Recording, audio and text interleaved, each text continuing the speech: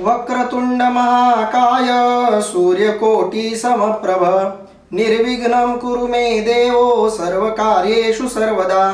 पुंडलीकवरधारी विठ्ठल श्री ज्ञानदेव तुकाराम.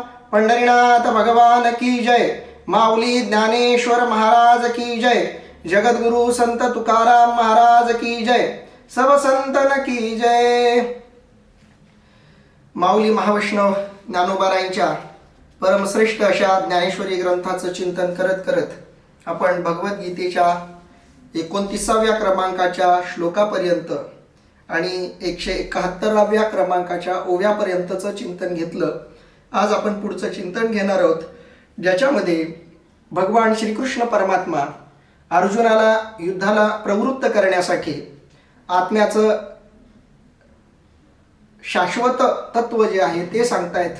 त्यानंतर मनुष्य शरीराची नश्वरता सांगतायत आणि या दोन्ही कारणानं का होईना त्यानं युद्धाला प्रवृत्त व्हावं असा तर्क आतापर्यंत भगवंतांनी दिलाय. भगवंत पुढे काय म्हणतायत ते बघूयात. आश्चर्यवत् पश्यति कश्चिदेनम् आश्चर्यवद्वदति तथैव चान्यः आश्चर्यवच्चैनमन्यः शृणोति श्रुत्वापेनं वेद न चैव कश्चित्. अर्थात हे आत्म्याकडे लक्ष असलेला पुरुष एकदाच आश्चर्यवत आढळतो. त्याचे निरूपण करणाराही एकदाच असतो. तद्विषयक श्रवण करणाराही क्वचित एकदाच सापडतो व श्रवण केल्यानंतर क्वचित एखाद्यालाही त्याचे ज्ञान होत नाही ते नाहीच. अर्थात ज्या सत्य आणि असत्याची चर्चा भगवंत करतायत, संबंध जगतामध्ये सत्य काय आहे, असत्य काय आहे, शाश्वत काय आहे, नश्वर काय आहे, विनाशी काय आहे, अविनाशी काय आहे, ह्या सगळ्याचं वर्णन करताना ह्या सगळ्याचं ज्ञान झालेला पुरुष, ज्याला सत्य सत्य रूपानं कळले, असत्य असत्य रूपानं कळले, तो पुरुष कोणत्याही प्रकारचा शोक करत नाही असं भगवंतांनी सांगितलं. कारण सत्य सत्य रूपानं कळलं की सत्य कधीही संपत नाही याची जाणीव होते. म्हणून सत्य संपणार नाही याचा विश्वास असल्यामुळं शोक करण्याचं कारण नाही हे ज्ञानी पुरुषाला आपोआप कळतं. त्याचबरोबर असत्य काय हेही साधकाला कळल्यामुळं, त्या ज्ञानी पुरुषाला कळल्यामुळं, तो ज्ञानाला उपलब्ध झाल्यामुळं तो असत्य काय हे जाणतो, शरीर नश्वर आहे हे जाणतो, शरीर संपणार आहे हे तो ओळखतो आणि म्हणून शरीराला कितीही वाचवायचा प्रयत्न केला तरी ते सोडावं लागणार आहे, ते नष्ट होणार आहे हेही तो ज्ञानी पुरुष जाणतो. त्यामुळं तो शरीराला वाचवण्याच्या भानगडीत पडत नाही आणि आत्म्याच्या संपण्याची भीती बाळगत नाही आणि म्हणून त्याला खंत नाही, म्हणून त्याला शोक नाही, म्हणून त्याला मोह नाही. या सगळ्यांच्या तो पलीकडे गेलेला आहे. पण असा महात्मा, असा पुरुष किती दुर्मिळ आहे. तो या जगतामध्ये वावरतो तर कसा वावरतो, तर त्याचं असणं दुर्मिळ आहे, त्याचं वाटणं दुर्मिळ आहे, त्याचं असणं सामान्यांना आश्चर्यचकित करण्यासारखं आहे. म्हणून त्या आत्म्याकडे लक्ष असलेलाही पुरुष आश्चर्यवान आहे. त्या आत्म्याचं वर्णन करणारा पुरुषही आश्चर्याला कारण आहे. कारण ते तत्व जाणणाराही दुर्लभ आहे, ते तत्व सांगणाराही दुर्लभ आहे, ते तत्व तो सांगतोय ते तत्व ऐकणारेही दुर्लभ आहेत. कारण केवळ ऐकल्यानंही त्याचं ज्ञान होत नाही, केवळ सांगितल्यानंही त्याचं ज्ञान होत नाही. त्याचं ज्ञान ज्याला झालं त्याला आपण ज्ञानी म्हणतो. आणि म्हणून माऊली या श्लोकाचं काय वर्णन आणि विवेचन करतायत ते आता आपण पाहूया. माऊली म्हणतायत, एक अंतरी निश्चळ जे निहाळिता केवळ विसरले सकळ संसार जात. अर्थात माऊली म्हणतायत, कित्येक स्थिर अंतकरणवान ज्या शुद्ध परमात्म्याला सूक्ष्म दृष्टीने पाहून सर्व संसार विसरले. सुद्धा एखादा श्लोक जास्त होत असेल तर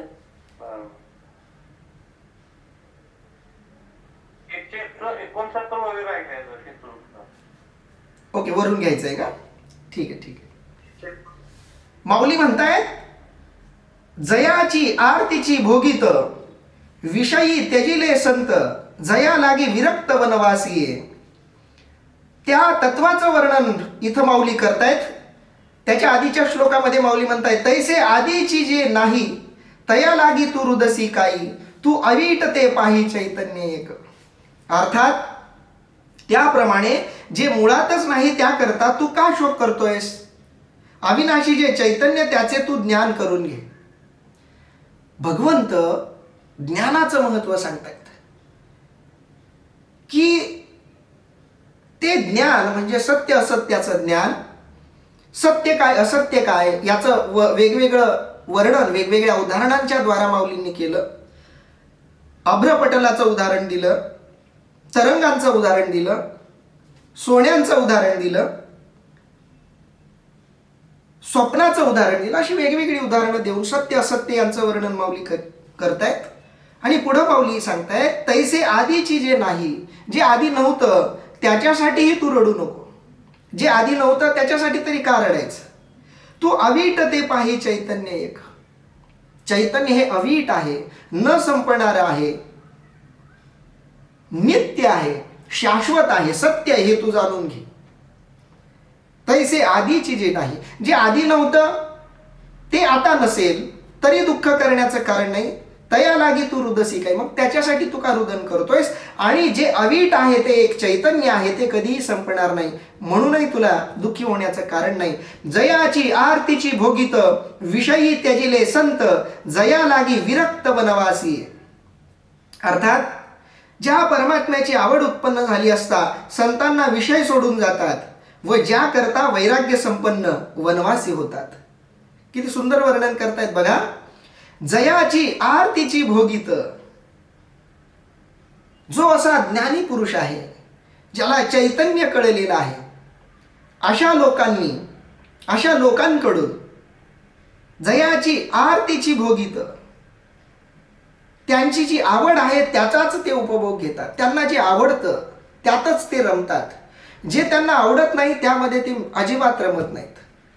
सामान्य माणसं ज्या विषयांच्या उपभोगात रमतात त्या विषयांच्या उपभोगात, त्या विषयांच्या आनंदात संतांना कोणत्याही प्रकारची आसक्ती वाटत नाही, रस वाटत नाही.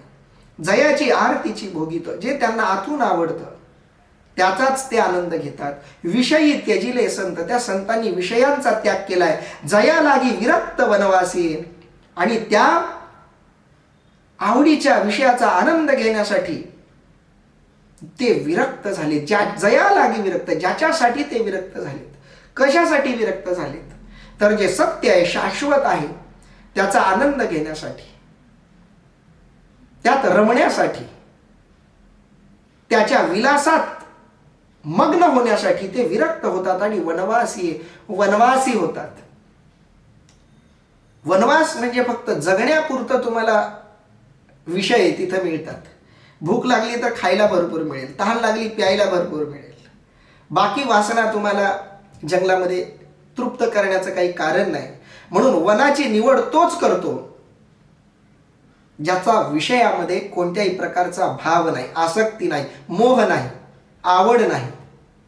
आणि असे जे महापुरुष आहेत, दीठी सुनी जयाते ब्रह्मचर्यादी वृत्ते, मुनीश्वर तपाते आचरती, जे ब्रह्मप्राप्तीकडे दृष्टी ठेवून श्रेष्ठ मुनी ब्रह्मचर्यासारखी वृत्ते व तपे आचरतात. ज्ञान प्राप्त झालेले, सत्य असत्याचं स्वरूप ज्यांना कळालेलं आहे असे महात्मे जे आहेत, ते महात्मे दीठी सुनी जयाते, ज्याच्यावरती ते दृष्टी ठेवून असतात. नजर कशावर आहे हे महत्वाचं आहे. बघा, हे जग कसं आहे असं जर विचारलं तर हे जग ज्याच्या त्याच्या नजरेप्रमाणे, ज्याच्या त्याच्या दृष्टीप्रमाणे आहे. हे जग चांगलं आहे का वाईट आहे असं जर विचारलं तर या एकाच जगाबद्दल काहींचा अनुभव वाईट आहे आणि ह्याच एका जगाबद्दल काहींचा अनुभव चांगला आहे. तुकोबराय हे दोन्ही भाव या जगाबद्दलचे आपल्या अभंगांमधून सांगतात. सामान्य लोकांसाठी हे जग कसं आहे तर माऊली सांगतायत, तुकोबराय सांगतायत, संसार दुःख मूळ चहूकडे इंगळ, विश्रांती नाही कोठे रात्रंदिवस तळमळ. माऊलींची भाषा ही. आणि तुकोबाराय सांगताय दुःख बांधवडी आहे हा संसार, सुखाचा विचार नाही कोठे. ज्ञानोबारायांनी सांगितलं संसार दुःख मूळ. संसाराचं मूळ दुःख आहे, चहूकडं इंगळ आहे. एखाद्या माणसाला विस्तवावर झोपवावं आणि म्हणावं तुला सुखाची झोप लागली का? कैची सुखनिद्रा अंथरुणी इंगळाच्या. मृत्यूलोकी सुखाची कहाणी ऐकिजेल कवनाच्या श्रवणी, कैची सुखनिद्रा अंथरुणी इंगळाच्या. माऊली सांगतायत विस्तवावर एखाद्याला झोपवावं आणि म्हणावं तुला सुखाची झोप लागली का? विस्तवावर सुखाची झोप लागणं शक्य नाही, तसं या जगामध्ये, विश्वामध्ये, लोकामध्ये सुख मिळणं शक्य नाही. दुःख बांधवडी आहे हा संसार, सुखाचा विचार नाही कुठे. असं या जगाबद्दल तुकोबाराय म्हणतात की या जगामध्ये कुठंच सुख नाही, सगळं जगात दुःख रूप आहे, दुःखाने भरलेलं आहे. पण याच संतांना जेव्हा सत्य असत्याचा अनुभव आला, नामस्मरणाच्या आधारावर त्यांना जेव्हा सत्य तत्व कळलं, आत्मतत्व कळलं, ब्रह्मतत्व कळलं, त्यावेळी त्यांना याच जगाबद्दल आलेला अनुभवही त्यांनी सांगितला. आनंदाचे डोही आनंद तरंग, आनंदाची अंग आनंदाचे, सुखाचे व्यवहारी सुखलाभ झाला, आनंद कोंदला मागे पुढे. इतका आनंद मिळाला, सुखाचा व्यवहार केला आणि सुखाचा लाभ झाला आणि आनंद कोंदला मागे पुढे. एखाद्या सुटकेसमध्ये सामान भरत नसेल तर अतिरिक्त सामान त्या सुटकेसमध्ये बसवायचं असेल तर आपण ते अतिरिक्त कपडे त्या सुटकेसमध्ये टाकतो आणि त्याच्यावर एखाद्या वजनदार माणसाला उभं करतो. त्या वजनानं त्यातले कपडे त्या सुटकेसमध्ये पक्के बसतात. त्याच्यासाठी शब्द वापरू शकतो आपण, कपडे कोंदून कोंदून भरलेत. मुळात कोंदण म्हणजे आपण अंगठी केली एखादी खड्याची, तर तो खडा त्या धातूमध्ये जितक्या पक्क्यापणे बसलेला असतो त्याच्यासाठी तो शब्द वापरला जातो कोंदण. तसं आमच्या जीवनात आनंद कोंदला मागे पुढे, सगळ्या बाजूने आनंदच आनंद. सुखाचा व्यवहार केला आणि सुखाचा लाभ झाला. आनंदाचे डोही आनंद तरंग, आनंदाचा डोहा आहे आयुष्यात, आनंदाचेच तरंग आहेत आणि आनंदाची अंग आनंदाचे. ज्याला आत्मतत्व कळलं त्याला कळतं सगळं काही एकच आहे आणि सगळं एकच हे कळलं की सगळंच आनंदमय आहे. अगदी संसार करतानाही आपलीच सगळी माणसं आजूबाजूला असली की माणसाला आनंद वाटतो. सगळं कुटुंब एकत्र झाले, बायको आहे, लेकरं आहेत, बहीण आहे, आई वडील सगळे आहेत आणि सगळे मला माझं म्हणतात आणि मी त्यांना माझं म्हणतोय. ही भावना असलेली सगळी लोक एकत्र आली की आनंदी आनंद आहे. तसं आत्मस्वरूपाचं ज्ञान ज्याला झालं त्याला सगळं जग एकच वाटतं. मी सर्व जग आहे, सर्व जग मी आहे, हा भाव झाल्यामुळं तो आनंदातच रममाण असतो आणि त्या ठिकाणी त्याची दृष्टी असते, तिथं त्याची नजर असते, त्याच्याशिवाय त्याला दुसरं काही दिसत नाही. बघा, वस्तू एकच आहे, फक्त बघण्याची नजर वेगळी आहे, बघण्याची दृष्टी वेगळी आहे. एखादा प्याला आहे अर्धा पाण्यानं भरलेला, काही लोकांना तो भरलेला प्याला दिसतो, काहींना तो रिकामा असलेला प्याला दिसतो. म्हणून काही जण म्हणतील की प्याला भरलेला आहे अर्धा, काही जण म्हणतील प्याला रिकामा आहे अर्धा. ज्याला वाटतंय प्याला अर्धा आहे त्याला सकारात्मकता आहे की उरलेला अर्धाही भरून जाईल, आणि ज्याला प्याला रिकामा वाटतो त्याला भीती आहे की पाणी संपून जाईल आणि पूर्ण प्याला रिकामा होईल. ही फक्त दृष्टी आहे. त्या ग्लासाचा त्याच्यात कोणताही दोष नाही. ग्लास फक्त आहे, ज्याची जशी दृष्टी त्याची तशी सृष्टी. ज्याला प्याला रिकामा दिसतोय त्याला प्याला भरलाय हे कितीही तर्क देऊन सांगा त्याला पटणार नाही, कारण प्याला रिकामा आहे याच्या तर्कावर त्यानं निष्ठा ठेवलेली आहे. आणि ज्याला प्याला भरलेला दिसतोय त्यालाही तुम्ही कितीही तर्क देऊन प्याला रिकामा आहे हे सांगण्याचा प्रयत्न केला तरी तो प्याला रिकामा आहे हे मान्य करणार नाही, कारण प्याला भरलेला आहे याच्यासाठी त्याच्याकडे भरपूर सशक्त कारण आहेत. म्हणून अर्धा प्याला भरलेला असल्यावर चर्चासत्राला विषय ठेवला की हा प्याला भरलेला आहे का रिकामा आहे, वाद व्यर्थ आहे, निरर्थक आहे, त्याच्यातून काहीही साध्य होणार नाही, पण लोक वाद करतात. काही साध्य होत नसलं तरी जगात बरेच वाद चालतात, वादविवाद चालतात, चर्चा चालते, निष्पत्ती काही नाही माहिती आहे तरी चालते. दृष्टीमुळं हे सगळं घडतं. ज्याला सत्य असत्य कळलं त्याची दृष्टी सत्यावर आहे. दिठी सुनी जयाते, त्याची दृष्टी ज्याला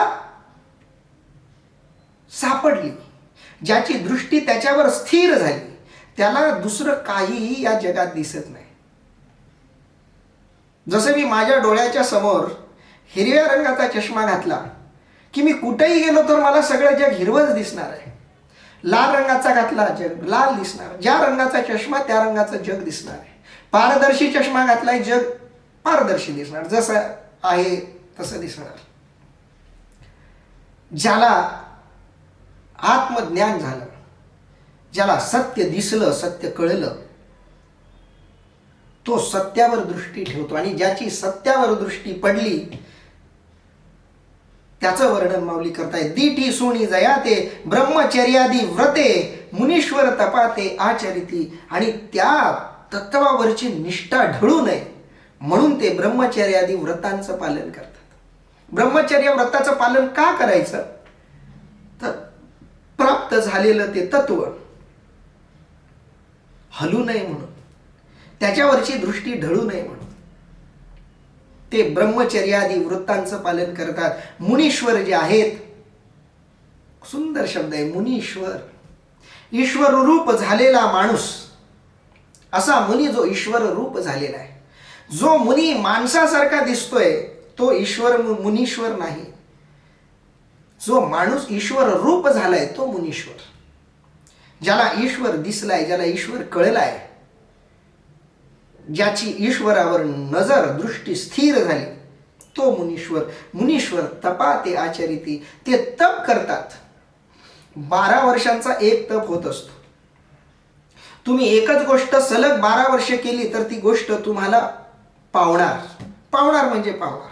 विज्ञानही या गोष्टीला नाकारू शकत नाही, अध्यात्म तर नाकारतच नाही. एकच गोष्ट सलग तुम्ही 12 वर्ष करा, त्या गोष्टीत तुम्ही तरवेज होऊन जाल. मग ती गोष्ट किती अवघड असो. विष पचवण्याचा प्रयोगही तुम्ही केला तर विष पचवू शकता. पाण्यावर चालण्याचा प्रयोग केला तुम्ही पाण्यावर चालू शकता. 12 वर्ष तुम्हाला तशी मेहनत करावी लागेल, विश्वास ठेवून करावी लागेल. आणि आपली दृष्टी ज्या तत्वावर आहे त्या तत्वावरून आपली दृष्टी हटू नये याच्यासाठी ते मुनी तप करतात, तपाचं आचरण करतात. कारण एकदा त्या दृष्टीवर नजर स्थिर झाली की इकडं तिकडं नजर फिरवावी वाटत नाही, न्यावी वाटत नाही. त्या आनंदात फक्त रमावं वाटतं. मग असे जे महापुरुष आहेत त्यांचं श्रेष्ठत्व काय? ते श्रेष्ठत्व, त्यांची दुर्मिळता पुढच्या श्लोकात भगवंत सांगतायत 29व्या क्रमांकाच्या श्लोकामध्ये, ज्याच्यामध्ये त्यांनी सांगितलं की आत्म्याकडं लक्ष असलेले पुरुषही दुर्लभ आहेत, आश्चर्यवत आहेत. त्याचं निरूपण करणारेही आश्चर्यवत आहेत, त्याचं निरूपण ऐकणारेही आश्चर्यवत आहेत. कारण श्रवण केल्यानेही तो मिळत नाही, सांगितल्यानेही तो मिळत नाही, जाणल्यानं तो मिळतो. आपण सर्वजण ज्ञानेश्वरी आराधना करतोय, आपण भाग्यवान आहोत. कारण त्या तत्वाची आपण चर्चा करतोय. अगणित लोकांकडं व्हॉट्सअप आहे, अगदी आपल्या ग्रुपमध्ये 200च्या आसपास लोक आहेत, पण सगळ्यांनाच आराधना घडते असं नाही. आपल्या ग्रुपमध्येच रोजची आराधना ज्यांना घडते तीही लोक दुर्मिळ आहेत, दुर्लभ आहेत. आज आपण 28-30 लोक लाईव्ह ही आराधना ऐकतोय. आपण भाग्यवान आहोत. का? तर आपण सत्य असत्य यांची चर्चा करतोय, संतांची चर्चा करतोय, ईश्वर तत्वाची चर्चा करतोय. आपण दुर्लभ आहोत, दुर्मिळ आहोत, आश्चर्यचकित व्हावं लोकांना असे आपण आहोत. बऱ्याच लोकांना आश्चर्य वाटतं, काय 7:30 ते 8:30 ज्ञानेश्वरी आराधना, काय उपयोग त्याचा, का करत असतील हे लोक, काय एवढा वेळ वाया घालवत असेल हा माणूस, ही माणसं का वेळ वाया घालवत असतील, यांना दुसरी काही कामं नाहीत का? आम्ही सगळी कामं बाजूला ठेवून वेळात वेळ काढून आराधना करतो. याचंही लोकांना आश्चर्य वाटत असेल. जो आराधना करतो, जो सत्य जाणतो, तो तर दुर्मिळ आहेच, पण त्याचं निरूपण करणाराही दुर्मिळ आहे. कारण सगळ्यांना त्याचं वर्णन करण्याचं सामर्थ्य येईल असं नाही. सगळ्यांना त्याचं गुणगान गाण्याचं भाग्य तो देत नाही. आपण भाग्यवान आहोत. माऊलींनी आपल्याला, माऊली स्वतःच्या जवळ घेतलंय, कवेत घेतलंय. रोज 1 तास का होईना माऊली आपल्याला कुरवाळतायत, प्रेमानं समजून सांगतायत त्यांच्या मनातल्या भावना. भगवान कृष्ण परमात्माही आपल्याला सांगतायत, बाळांनो ऐका, मी हे सांगितलंय तुम्हाला, हे ऐकलं तर तुमचं कल्याण आहे, तुमचं हित आहे. रोज 1 तास आपण भगवान कृष्ण परमात्मा रणांगणात जे सांगतायत ते समजून घेतोय. आपण रणांगणातलेही श्रोते झालोय, आपण प्रति अर्जुन झालोय, आपण माऊलींचेही श्रोते बनलोय. माऊली प्रेमानं आपल्याला समजून सांगते, म्हणून आपण भाग्यवान आहोत. माणसाच्या शरीराला भरपूर जण आलेत, ज्ञानेश्वरीची भाषा समजेल असेही बरेच जण आहेत, पण भाषा समजत असूनही त्याचं निरूपण करण्याचं भाग्य सगळ्यांना मिळत नाही. मलाच हे भाग्य कितीतरी वर्षानंतर मिळाले. मी बरीच वर्ष स्वतःला दोष देत होतो की का असं होतंय. इच्छा तर आहे, पण का योग जुळून येत नाही. ज्ञानेश्वरी सांगायची तर कुणाला सांगायची, असं मनात दडलेलं होतं. आमच्या प्रणिताताई आल्या, एक योग घडला, एक घटना घडली, एक निमित्त घडलं आणि ही आराधना सुरू झाली. आणि मागच्या 8-9 वर्षाचा जो काही गॅप आहे तो भरून निघाला. माऊलींनी जवळ केलं. आता आपलंही लोकांना आश्चर्य वाटत असेल, ह्याचं चांगलं चाललं होतं काय मध्येच हे सुरू केलं वगैरे. कारण त्या तत्वाची चर्चा करणारेही दुर्मिळ आहेत, ऐकणारेही तितकेच दुर्मिळ आहेत. बोलणारे भरपूर भेटतील, ऐकणारे भेटत नाहीत. ऐकणारा भेटला तर बोलणाऱ्याला महत्व आहे. जेवण बनवून फायदा नाही, खाणारा पाहिजे, तर जेवण बनवण्याला महत्व आहे. किती चांगलं जेवण बनवलं सुगरण माणसाला, खाणारच कोणी नाही तर काय उपयोग त्या जेवणाचा. तत्व कळणारे भरपूर आहेत, पण ऐकणारेही तितकेच दुर्मिळ आहेत. ऐकणारा चांगला मिळाला तर सांगणाऱ्याला सांगावं वाटतं. आणि मी अशा लोकांचा शोध घेत होतो की कुणीतरी यावं आणि म्हणावं की तू सांग. कारण काय स्वभाव असतो प्रत्येकाचा, मला कुणीतरी सांग म्हटल्याशिवाय सांगताच येत नाही. मला असं कुणी कधी जर म्हणालं करा प्रवचन, करा कीर्तन, आता आमचे प्राध्यापक लोक वगैरे त्यांना तेवढं माहीत नसतं नियम वगैरे, तर ते म्हणतात थोडं कीर्तन करून दाखवा बरं 5 मिनिट. असं नाही करता येत. ऐकणारा त्या भावनेनं समोर बसला असेल तर ते आतून बाहेर येत. ऐकणाऱ्याचे कान असले की बोलणाऱ्याचं तोंड आपोआप उघडतं. कान पाहिजे. म्हणून कानही दुर्मिळ आहेत आणि ती जीभही दुर्मिळ आहे. जी जीभ ईश्वराचं वर्णन करते, संतांचं वर्णन करते, ती जीभही तितकीच दुर्मिळ आहे. आणि ती जीभ, त्यातून निघणारे शब्द ज्याच्या कानात जातात ते कानही तितकेच दुर्मिळ आहेत. पण खूप महत्वाचा विषय इथं माऊलींनी सांगितलाय, भगवंतांनी सांगितलाय की केवळ सांगण्यानं तो मिळत नाही, केवळ ऐकल्यानंही तो मिळत नाही, केवळ चर्चा केली म्हणजे आपल्याला ज्ञान होतं असं नाही. हा खूप महत्वाचा गहन मुद्दा आहे. मी सांगतोय सत्य काय असत्य काय म्हणजे मला सत्य असत्य कळलं असं होत नाही. पाण्याचं सगळं सूत्र पाठ केलं म्हणून पाणी बनवता येत नाही. पाणी बनवण्याची वेगळी प्रक्रिया करावी लागते. एखाद्याला कळलंय H2O, हायड्रोजनचे 2 अणू, ऑक्सिजनचा 1 अणू म्हणजे पाणी, असं नुसतं कळून पाणी निर्माण करता येत नाही किंवा त्याचा अभ्यास करून तहान भागत नाही. पाणी बनवायचं आहे तर वेगळी प्रक्रिया करावी लागेल, प्रयोगशाळेत जावं लागेल, हायड्रोजनचे अणू ऑक्सिजनचा अणू एकत्र आणावे लागतील, मग पाणी तयार होईल. तसं सत्य काय असत्य काय याची केवळ मी चर्चा केली म्हणजे मला सत्य असत्य काय कळणार नाही. आणि तुम्ही नुसतं ऐकलं म्हणजे तुम्हाला सत्य असत्य कळलं असंही नाही. या दोन्ही गोष्टी दुर्मिळ आहेत. पण ते तत्व कळणं जितकं दुर्मिळ आहे तितकंच ते कळलेलं तत्व न कळताही सांगणंही दुर्मिळ आहे. कळलं नाही तत्व ठीक आहे, पण चर्चा तर ती करतोय, सांगून सांगून तरी कळेल. मरा मरा म्हणत जर वाल्या कोळ्याचा वाल्मिकी होऊ शकतो, तर सत्य असत्याची चर्चा करत करत एका दिवशी सत्यासत्याचा साक्षात्कार का नाही होणार? कळत नसेल सत्यासत्य, पण असत्य सत्य ऐकून ऐकून एक दिवस तरी सत्यासत्य समोर येईल, भासेल, जाणवेल. या जन्मात नाही तर पुढच्या जन्मात सूक्ष्म शरीरात तरी तो विचार राहील, घडेल. किमान आपण मार्गावर तरी आहोत. जे मार्गाच्या विरुद्ध चालले त्यांच्यापेक्षा तर बरं आहे. ध्येयाच्या उलट्या दिशेने चालतायत ते मागं जाणार आहेत.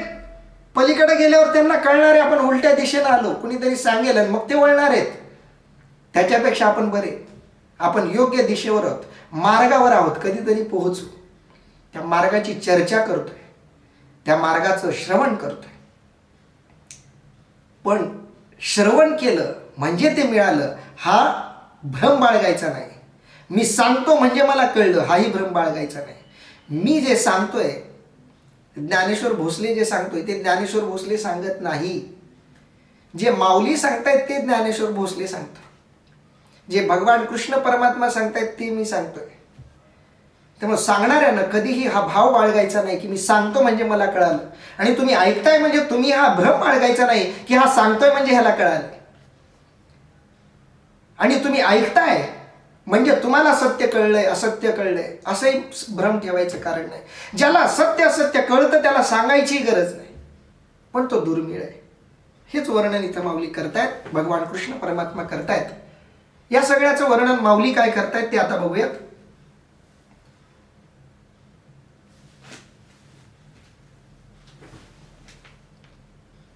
एक सेकंद.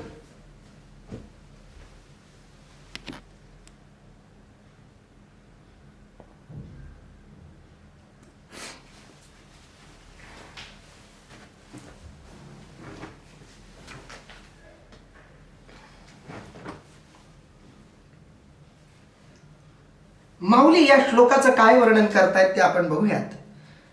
एक अंतरी निश्चळ जे निहाळिता केवळ विसरले सकळ संसार जात.